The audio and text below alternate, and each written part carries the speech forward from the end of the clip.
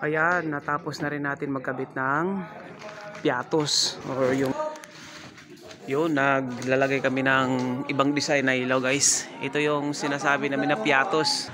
Piatos, okay, nakapagkabit na kami ng dalawa. So meron pang isa, tatlo yan, dito namin ilalagay. Kita nyo naman yung junction box sa taas. So yan natin ilalagay yan. So makikita nyo mamaya kung anong hitsura nyan. Ako din, maso-surprise din ako dyan eh. Hindi ko rin alam kung anong hitsura ng ilaw, anong kulay, anong hitsura, anong maging outcomes pagkatapos namin ikabit yung mga piatos na ilaw. So yung termination yan, very simple lang naman. So color coding lang, basic lang. So yung pinaka-balas niya nasa loob ng cup.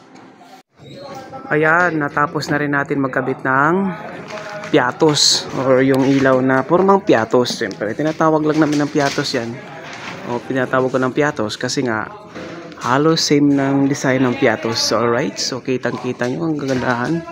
So binabalot muna namin ng plastic para hindi madumihan. Ang ganda. Dito tayo sa kabilang side. Ayan. Wow.